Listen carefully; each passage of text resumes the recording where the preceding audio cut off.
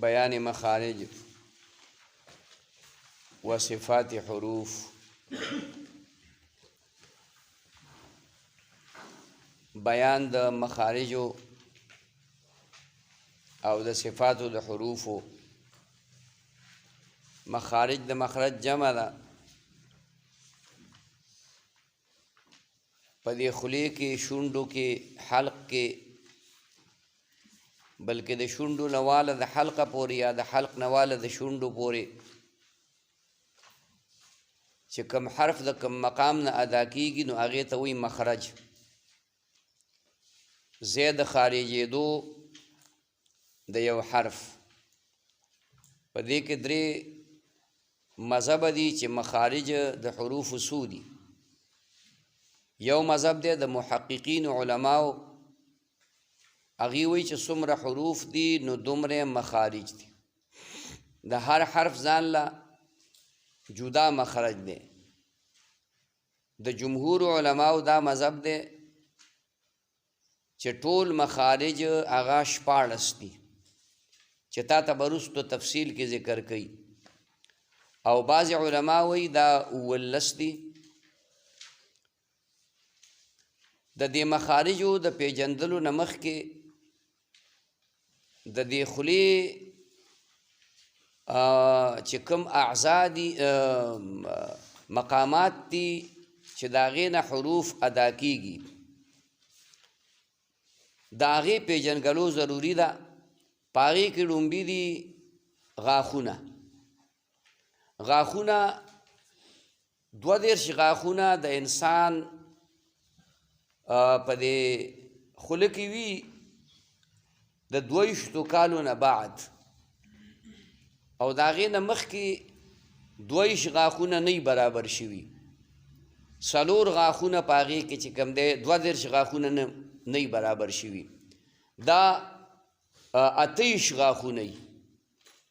نو دا اولني مخامخ چې کوم غاښونه انسان ته ښکاري د تبسم په وخت کې سړی مسکراهټ کوي، نو دغه غاښونو ته ثنایا ویلی کېږي. 2 غاښونه بره وي، 2 غاښونه لاندې وي. دا 4 غاښونه دې ته ثنایا ویلی کېږي. بیا هغې پسې د ثنایاو پسې یو خوا بل خوا یو غاښ بره او یو غاښ لاندې جامه کې دې ته رباعیات ویلی کېږي. دا هم 4 دي. شمار د دې هم چې کوم دی 4 دی، خو دا ثنایا یو بل سره متصل دي. او دا رباعیات چې کومه دی هغه د یو بل نه منفصل دي. د هغوی په منځ کې دا ثنایا چې کوم دی راغلي دي. ثنایا مخامخ غاښونه شو، نو د هغې نه دې خوا یو غاښ او دې خوا، او بیا لاندې دې خوا غاښ او دې خوا، دې ته رباعیات وایي. بیا انیاب دي. دا کوم 13 غاښونه چې د دې رباعیاتو نه یو خوا بل خوا دي، دا هم 4 دي. دا 4 غاښونه دا هم دي انیاب. دا د دې رباعیاتو نه ورپسې دي. او دویم دي زواحق. زواحق چې کوم دی دا هم 4 غاښونه دي. دا د دې 4 مرتبو پورې دا 4 غاښونه شو. ثنایا 4، رباعیات چې هغې پسې دي هغه 4، انیاب چې هغې پسې دي 4، زواحق چې هغه ورپسې دي. دا د ضحک نه ماخوذ دی. دې ته وایي زواحق په دې وجه باندې وایي چې کله سړی د تبسم نه زیات خندا کوي چې هغې ته موږ ضحک وایو، نو خوله ورسره وازه شي. چې خوله وازه شي نو دا غاښونه دې ځای کې چې کوم دی راښکاره شي، نو دغې ته زواحق ویلی کېږي. او د دې نه اخوا د جامې موږ ته د جامې غاښونه وایو، هغه طواحین دي. طواحین چې کومه دی نو هغه ټول مجموعه هغه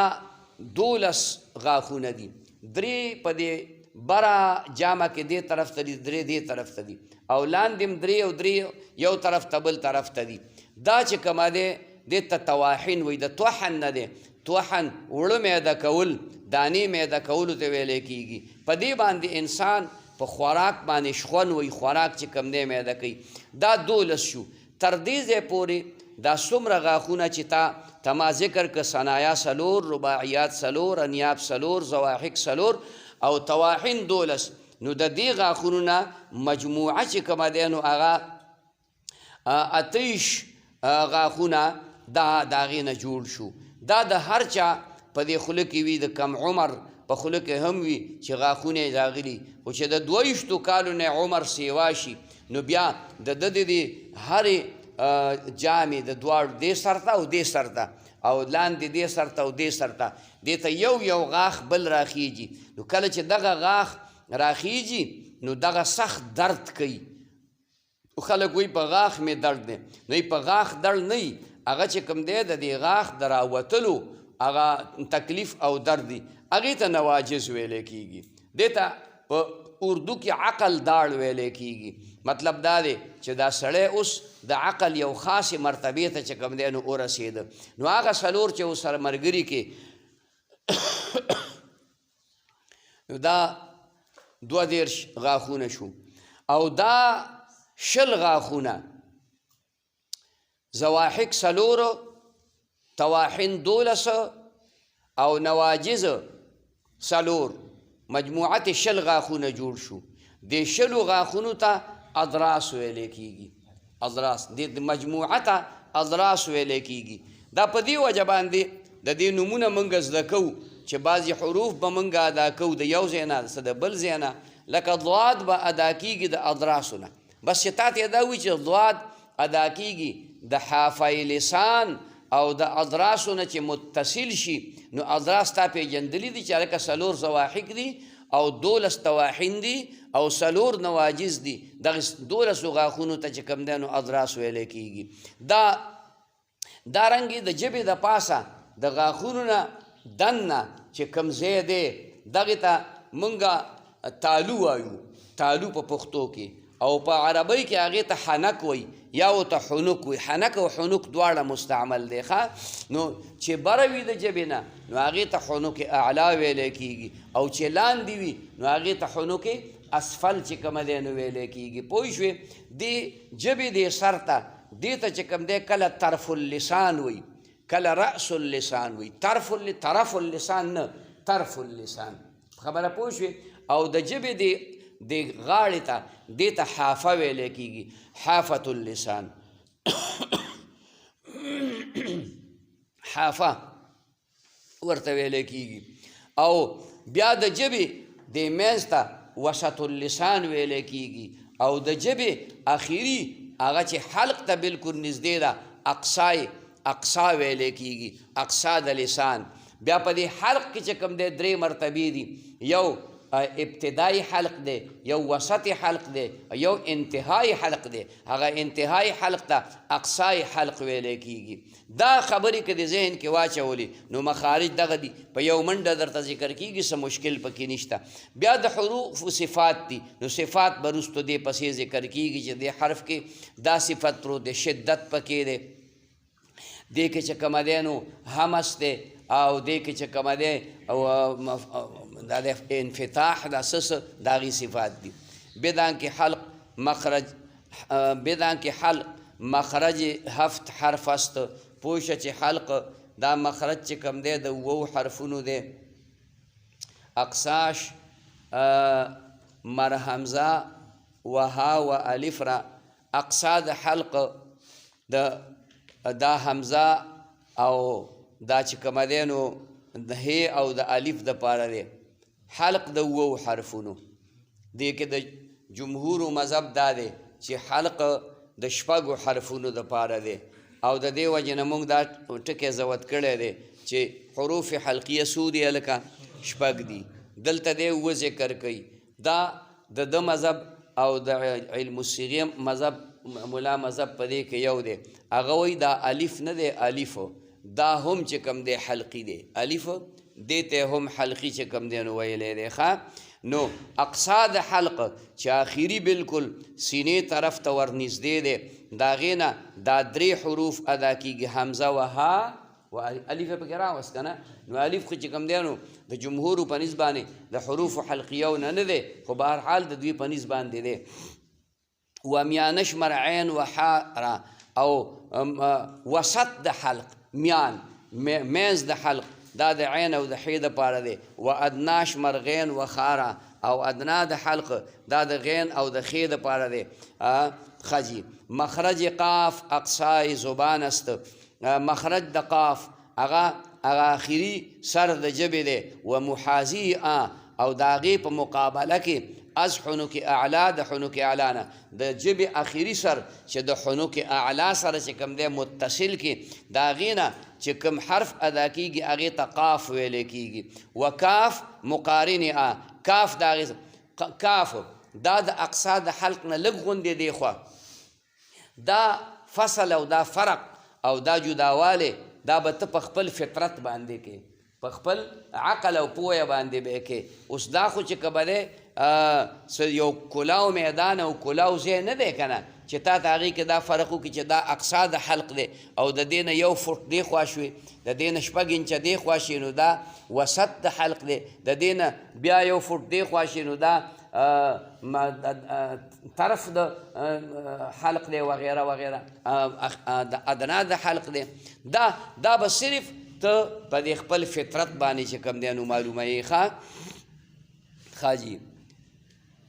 و کاف مقارن و جیم و شین و یا وسط زبان جیم او شین او یا دا وسط د زبان دی. و محاذی از حنوک اعلا او دا محاذی مقابل د هغې د حنوک اعلا نه په خبره پوه شوې.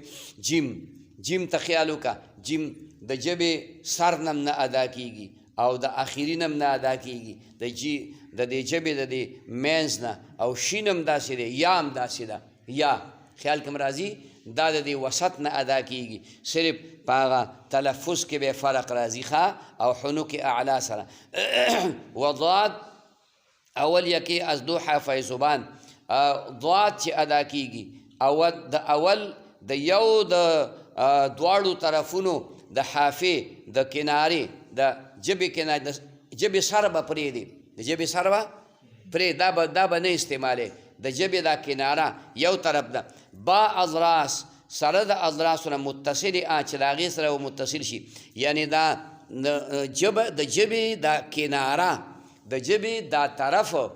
اقصا د ژبې به هم پاتې شي او دا سر د ژبې به هم پاتې شي د دې دا غاړه دا به د اضراسو سره متصل کې که دا ته یوازې هغه دا سر دې مستعمل که د ژبې نو دا به بیا د اضراسو سره نه دا به سره چې کوم دی د ثنایاو سره او د انیابو سره د رباعیاتو سره هم متصل شي نو بیا به ضاد صحیح ادا نه شي. خبره پوه شوې. اوس قرا حضرات په دې کې مختلف دي څوک دا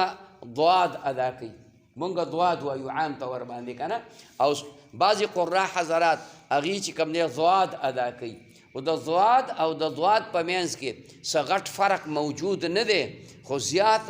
د علماو په نسبت باندې زمونږ هغه ضاد اصح دی. ضاد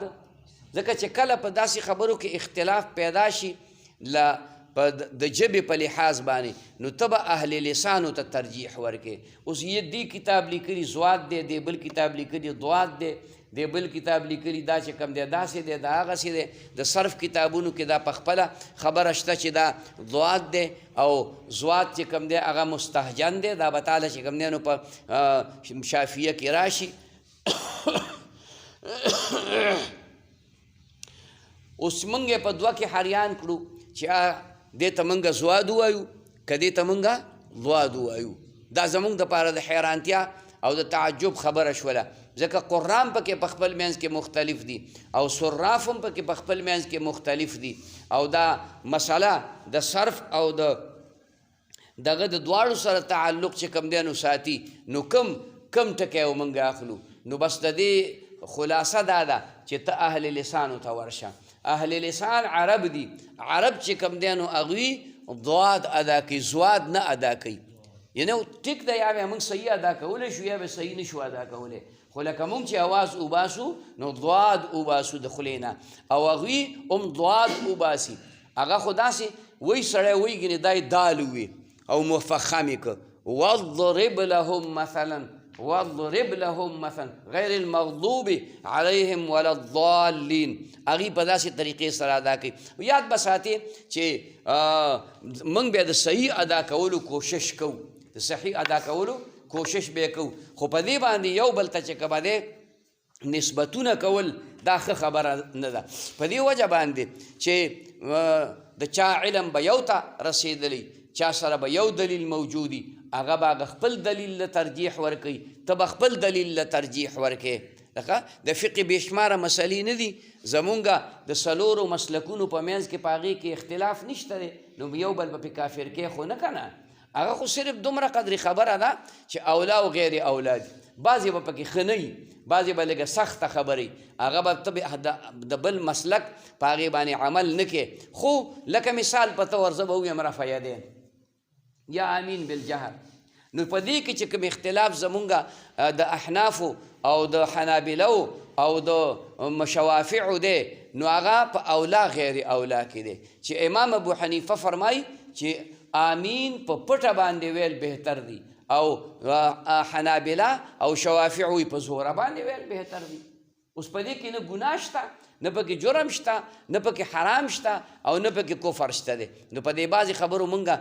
شدت کوو ها البته بعضې خبرې دي داسې چې هغه د دغې مسالکو په منځ کې چې کوم دی نو لږ اختلاف شدید دی لکه د غیر مقلدینو سره د غیر مقلدینو سره چې د مقلدینو کوم اختلاف دی که نه نو هغې کې لږ شدت وغیره موجود دی نو هغې کې به بیا ته خپل مسلک نه پرېږدې لکه مثال طلاق ثلاثه شو نو د احنافو په نسبت باندې بلکې د ټولو په نسبت باندې چې کوم دی طلاق ثلاثه چې په یو مجلس کې راشي دا به طلاق ثلاثه وي دا به په دې باندې به ښځه مغلظه هغه ګرځېږي په خبره باندې پوه شوې او غیر مقلد وایي چې نه دا یو طلاق دی اوس د هغې سره خپل نو په دې کې به بیا ته د هغوی د خبرې ملګرتیا نه کې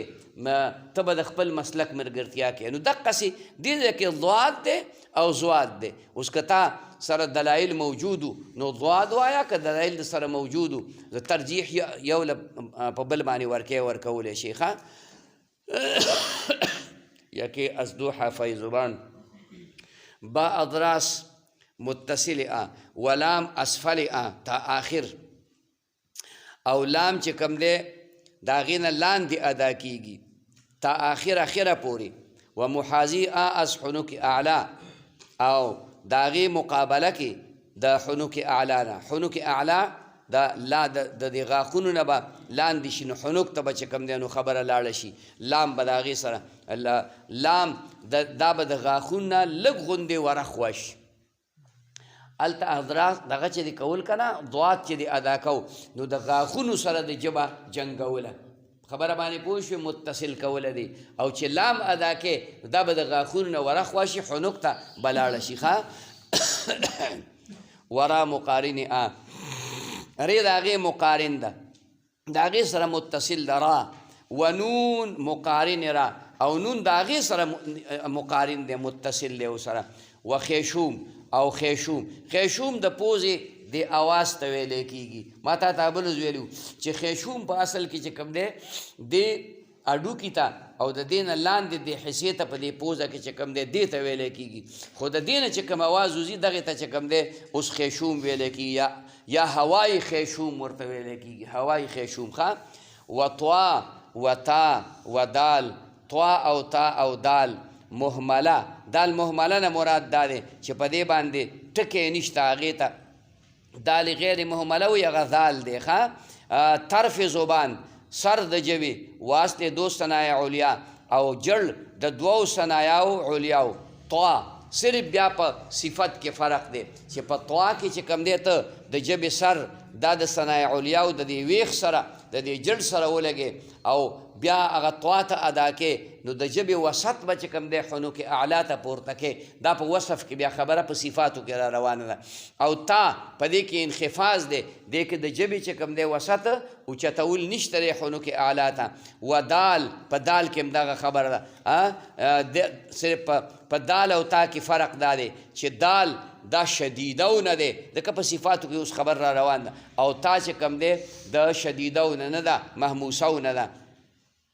دا طرف زبان و اصل دو ثنایا علیا و صاد و زا و سین دا درې حروف صاد زا سین طرف زبان دا سر د ژبې و طرف دو ثنایا سفلا او سر د دوو ثنایاو سفلاو دا ثنایا سفلا دا لاندې مخامخ دوه غاښونه چې کوم دي د دې د ژبې سر به دغې سره متصل کې صاد اسانه دا کېږي ښه او زا او سین و ضوا و ذال و ثا دا درې حروف طرف زبان دا سر چې کوم دی نو د ژبې و طرف دو ثنایا علیا او سر د دوو ثنایاو علیاو دی د ثنایا علیاو سر او د ژبې سر دا په دې کې به په دې ضوا کې په دې کې به چې کوم دی نو یو فرق دا راشي چې په صفت کې به فرق راشي په دې کې به استعلا او اطباق راشي د ژبې وسط به حنوک اعلی ته پورته کې ضوا ذال کې صرف د ژبې سر چې کوم دی د ثنایا علیاو سره لګول دي او ثا طرف زبان و طرف دو ثنایا علیا وفا باطن لب زیرین با د دې دپاره مخرج باطن د لاندې شونډې دی و طرف دو ثنایا سفلا بالا او سر چې کوم دی د دوو ثنایاو بالاو دی مطلب دا شو چې دا به ادا کې د دې غاښونو ثنایا دا بره غاښونه چې کوم دي دا به متصل کې د دې لاندې شونډې د دننه طرف سره چې هغې ته دا کومه شونډه چې لمدی لکه ته شونډه صفا کړي خیال کې دراله او بیا دا خوله بنده کې خوله بنده کې نو د خولې د بندېدو نه بعد چې کوم د شونډې دا حصه کوم ښکاره کېږي که نه نو دغې ته د شونډو بار طرف یا بري ویلی کېږي څه ته ویلی کېږي وچ خبره باندې پوه شوې او د دننه طرف ته چې دا خوله بنده شي او تا ته د شونډو کومه حصه نه ښکاره کړي هغې ته بحري ویلی کېږي څه مطلب هغه لمدي وي هغه شونډې دغه دننه طرف چې کوم دی نو لوند وي نو دغې ته د اوس لب زیرین لاندې شونډه لب بالا بره شونډه ثنایا بالا دا دوه بره غاښونه دا چې د شونډې د باطن طرف سره دغه بحري سره دغه لوندې طرف سره دا یو ځای کې د دې نه کوم اواز وځي هغې ته به فا ویلی کېږي اف د دې دواړو شونډو په منځ کې به اواز نه وباسي هغه خو پوکې دی څه شی دی پوکې دی نه هغه فا نه ده فا د بره غاښونو او د لاندې شونډې د باطن طرف د اتصال نه ادا کېږي چې فرجه به پکې فرجه به پکې که فرجه پکې نه بیا نه ادا کېږي بیا خو به پا شي څه به شي پا به شي نو پا نه ده فا ده و با و میم و واو با او میم او واو مابین دولب دا په مابین د دوو شونډو و مرخیشوم را دخلیست او د خیشوم دپاره دخل دی در میم په میم کې نو با و میم او دې ته شفوي ویلی کېږي نو دا با خو د دواړو شونډو د اتصال نه ادا کېږي میم هم د دواړو شونډو د اتصال نه ادا کېږي واو د دواړو شونډو د استعمال نه ادا کېږي اتصال پکې نشته دې کې به چې کوم دی شونډې صرف راغونډول وي البته د میم دپاره چې کوم دی چې میم ادا کې نو دواړه شونډې به متصل کې هم او اواز به چې کوم دی د خیشوم نه وباسي دې ته نونی دغه خجیب کوم ځای کې دی و مرخیشوم را دخلیس در میم او د خیشوم دپاره دخل دی په ادا کولو د میم کې مخرج نونی خفی خیشوم است مخرج د نونی خفی خیشوم دی نونی خفی چې کوم دی هغه نون ته ویلی کېږي چې ته پکې غنه کې ته پکې غنه کې په خبره باندې پوه شوې ان الانسان نو انسانه کې به ته دا ژبه مخرج ته نه بوځي صرف په دې پوزه کې به اواز وباسي په دې ان کې دي نون ادا که ان کې دي نون ادا که خو انسان دې کې به صرف غنه کې نو کوم نون کې چې غنه کېږي نو که هغه دغه نون دی ساکن نون دی او که هغه چې کومه دی نو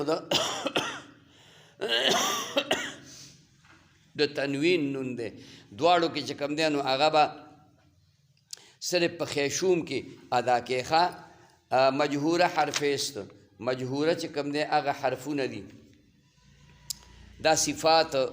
د مخارج اوس ذکر کوي ته مجهوره هغه حرفونه دا د جهر نه ماخوذ دی جهره یجهرو مجهوره دا اسم مفعول دی مؤنث صیغه ده دا هغه حرفونه دي که دم از جریان بنده ده چې دا سا دم د جاری کېدلو نه بندهی و محموسه ضد دی او محموسه د هغې ضد دي ستشحتو که خصفه دا حروف چې کوم تا ته ذکر کړل ستشحت لس حروف دي دا لس حروف دا محموسه دي په دې کې همس دی همس د اواز ښکته کولو ته پست کولو د اواز ته ویلی کېږي او جهر د اواز اوچتولو ښکاره کولو ته ویلی کېږي اوس چې دا لس حروف چې کوم دی محموسه شو نو د دې نه علاوه چې کوم حروف پاتې شو هغه حروف مجهوره دي مثال په طور دال پاتې دی ذال پاتې دی خیال کړه راس دا حروف پاتې دي لام نو دا محموسه دا لس حروف دي د دغه نورو حروفونه چې لس حروف لرکه باقي چې څونه پاتې شو دا به چې کوم دی نو هغه مجهوره وي شدیده حرفیست شدیده هغه حرف دی که صوتش در مخرج او بسته شود چې اواز په مخرج د هغې کې بندیږي اگر ساکنش خوانی که تی ساکن وي اجدوکه قطبته دا اشمار دی اجدوکه قطبته دا چې کومه دی نو اوه حروف دي نو که دا ته وې او دا ادا کې او دا ساکن وې چې ساکنې وې نو دا اواز به په مخرج کې بندیږي لکه ته وې مریج داسې به نه وې خیال کراله اواز پې بندیږي اواز پې جاری نه پاتې کېږي د دې په مقابله کې چې کوم دی نو ته یو ټکی ووایه چې هغې کې شین راغلی هغې کې سین راغلی په خبره پوه عریش نو که ته د اواز نه بندې نو نه بندېږي عریش ویلی کېږي مطلب خبره پوه شوې یا را دې ووې را نو را چې په آخر کې ته ساکنه ووې نو بالصبر دا به ته بندې او په دې د اواز په خپله بندېږي مریج مریج او دارنګې چې کومه دی نو بعید مجید داسې الفاظ به ویلی کېږي رخوا خلاف رخوا د دې په خلاف باندې دي رخوا دا نرمۍ ته ویلی کېږي دې ته رخوم ویلی کېږي متوسطه مابین هر دو او متوسطه هغه دي چې په مابین د دې شدیده او د رخواو د دواړو کې دي لما یروعنا دا جمع د متوسطه وشوله اجدوکه قطبته دا جمع د شدیده وشوله د دې نه علاوه چې کوم حروف پاتې شو هغې ته رخوه یا رخوه چې کوم دی نو ویلی کېږي مطبقه آن که زبانه به حنوک اعلی منطبق گردانه ده مطبقه هغې ته ویلی کېږي دا د اطبق یطبق اطباق نه دی چې ژبه حنوک اعلی ته په هغې کې منطبقه کېږي جوختېږي دا ټکي دي صاد طوا ضوا او ضاد په دې کې ژبه به منطبقه کېږي باقاعده ښه دا ادا کې صاد نو دا ژبه د دې تالو سره اوچته او طوا هم دغسې ضوا او ضاد کې خو اتصال او انطباق چې کوم دی نو ښکاره دی چې هغه د ژبې طرف دا به د اضراسو سره متصل کې خجي و منفتحه غیر منفتحه هغه دي چې هغه د دې نه علاوه دي منفتحه د دې نه علاوه دي په هغې کې انفتاح ده اطباق پکې نشته دی هغې کې ژبه چې کوم دی حنوک اعلی ته نه پورته کېږي مستعلیه آن چې زبانه به حنوک برداره ده مستعلیه هغه دي چې په هغې کې به ژبه حنوک اعلی ته پورته کې دا دې کې استعلا ده په اطباق چې راغی استعلا پکې په طریق اولا باندې راله اطباق چې راغی نو استعلام پکې راله صاد ضاد طوا ضوا ضاد او خا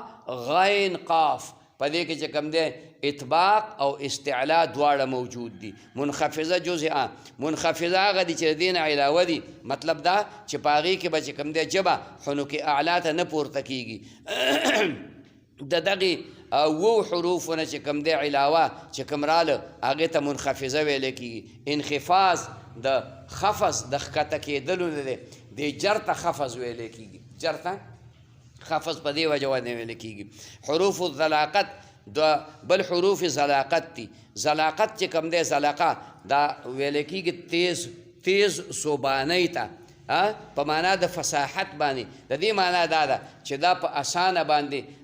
د دې تلفظ کېږي که هر رباعي و خماسي چې هر رباعي او خماسي څلور حرفي دی او پنځه حرفي دی ازا حرفې دارد د هغې نه یو حرف لري. وجه څه ده؟ د هغې وجه دا ده چې رباعي او خماسیو کې حروف چې کوم دی نو ډېر دي. دا ډېروالی د حروفو دا سبب چې کوم دی د ثقل دی نو تخفیف غواړي. نو تخفیف به چې کوم دی هغه په دې کې راولي. خیال کې مراله چې د دې حروفو نه پکې یو حرف راځي. مر بنفلن د هغې دا شپږ حروف دي. مر بنفلن هر خماسي کې به یو حرف د دې نه چېرته راغلی، هر رباعي کې به یو حرف د دې نه چې کوم دی نو راغلی وي. ځکه چې په رباعي او خماسیو کې د حروفو د کثرت په وجه باندې هغې کې ثقل دی. نو چې ثقل دی پکې نو ته به داسې حرف ادا کې پکې راوړي چې هغه ثقل لږ کم کړي. مثمته مقابل مثمته هغه حروف چې د هغې نه اسمات کړی شوی دی، د هغې نه چپوالی کړی شوی دی، دا مقابل د دغې حروفو دي، د دغې حروف زلاقت دي. وجه دا ده چې په دې کې د ثلاثیو د خماسیو او د رباعیو د ادا کولو د جوړولو نه هغې نه اسمات او چپوالی کړی شوی. حروف القلقله که درو با شدت زغته به بود چې دې کې سره د شدت نه زغته او تنګوالي دې ته حروف قلقله ویلی کېږي. حروف قلقله ورته ویلی کېږي. دې کې شدت هم دی او دې کې زغته تنګوالي ته وایي، سختوالي ته ویلی کېږي. وقد طبجه دا گویا جمع ده. قاف دال طا بی جیم و حروف دي او د دې دغه چې کوم دی نو د کتابونو کې عام طور باندې هغه راوستي قد طبجه په ځای باندې قطب جدن مطلب یو جوړیږي. خو دلته کې چې کوم دی صرافو جمع کړي په قد طبجه باندې او هغې جمع کړي دي په قطب جدن باندې. حروف صفیر شپیلي وهلو ته ویلی کېږي. یعنی هغه نری اواز چې د دې ژبې او د دې غاښونو د دې منځ د دې کې فرجه پاتې شي او د دې نه کوم اواز وځي نو دغې ته صفیر ویلی کېږي. صفیر اصل کې د مرغۍ د نري اواز ته هم ویلی کېږي. نو دې ته حروف صفیر په دغه وجه باندې وایي چې د دې په ادا کولو کې د دې خولې نه یو نری شانتې اواز وي. ما یشبه الصفیر هغه دي چې مشابه دي د اواز د مرغۍ سره یا د شپیلي سره. صاد سی زا سین خیاله سین دې ته سوچ وکړه. دا په خپله باندې چې صاد ته ادا کې نو د دې ژبې او د دې غاښونو په دې منځ کې فرجه شانتي وي د هغې نه یو اواز پورته کېږي. او د بعضې خلکو قراو که تاسو خیال کړئ دا غاښونه دې ځای کې لږ کولا وي، هغه چې سین ادا کوي نو بلکل د شپیلي هغه اواز پکې ښکاره غوندې راځي، نری غوندې اواز دا پکې ښکاره راځي. را حرف مکرر است، ری ته حرف مکرر وایي ځکه که په دې باندې ته ودرېږې نو دا به مسلسل جاری کېږي. خیال کې راغله خیال کې راغله داسې به ویلی کېږي. ولام منحرف او لام ته منحرف وایي. منحرف دا مطلب دی که د لام په دې مخرج کې ته دا ژبه دا د دې مخرج نه واپس نه کړي، انحراف پکې ونه کړي نو دا لام به پوره ادا نشي. په خبره پوه شوې؟ بهرحال پس بدان کې پوه شه ادغام متقاربین در مخرج یا صفت بقلب اول. تا ته مخکې د ادغام خبره کړې وه. دغه چې کوم دی نو یو ادغام دغه د متجانسینو او یو ادغام د متقاربینو. نو ادغام د متجانسینو خو هغه تا ته ویلي مد او فر وغیره وغیره او دابتونه هغې اقسام هم درته بیان کړي وو چې دا دلته ادغام واجب دی او دلته ادغام چې کوم دی جایز دی، دلته ادغام ممتنع دی. هغې تا ته په متجانسینو کې ویلي وو. خو د ادغام د متقاربینو خبره او بیان یې درته چې کوم دی نو کړی نو هغه چې درته نو کړی نو هغه ته اوس کوي ځکه چې ادغام د متقاربینو هغه موقوفو په معرفت چې کوم دی د مخارجو او د صفاتو د حروفو باندې. متقارب خو په صفت کې، مقارب خو په څه کې؟ په مخرج کې وي. خیال کړه لکه تا او دال، دا تا ته اوس پته ولګېده چې دا خو متقاربین دي، نه د یو مخرج نه ادا کېږي. یا صفت صاد او ضاد شو، یا صاد او طوا شوه، طوا او ضوا شوه. خیال کړه دا په صفت کې چې کوم دی نو متقارب دي، بعضې په مخرج کې متقارب دي. نو د دې متقاربینو دا ادغام دا موقوفو په دغه باندې، په چا باندې موقوف والکه؟ په معرفت د مخارجو او د صفاتو د حروفو باندې. نو د دې ځای نه به تا ته چې کوم دی نو هغه د مخارجو د صفاتو او د مخارج د دې ادغام د متقاربینو د هغې بیان به کوي درته.